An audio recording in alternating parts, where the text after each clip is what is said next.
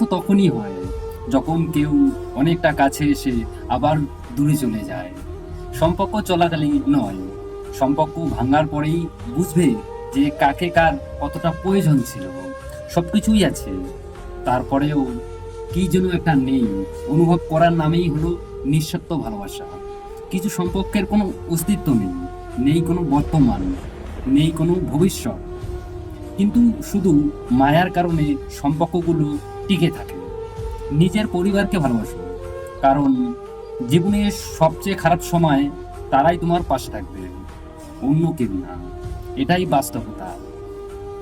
আমাদের ভিতরটা যখন কষ্টে ভরপুর হয়ে ওঠে, তখন কিছু কষ্ট উপচে বাইরে চলে আসে।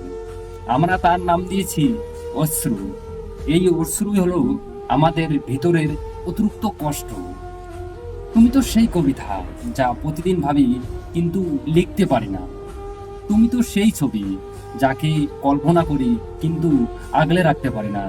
তুমি তো সেই ভালোবাসা যাকে প্রতিদিনই চাই কিন্তু তারপরেও পাই না। বাইরের হাসিটা তো প্রতিদিনই দেখো, কিন্তু দাওয়াত রইল একদিন আমার ভেতরেরটাও দেখে যেও। কি অদ্ভুত তাই না?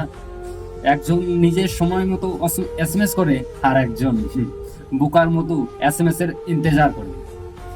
যে স্মৃতিগুলো আমরা সুখের মনে করে জমিয়ে রাখি, কিন্তু এক সময় সেই সুখের স্মৃতিগুলো আমাদের সবচেয়ে বেশি মন খারাপের কারণ হয়।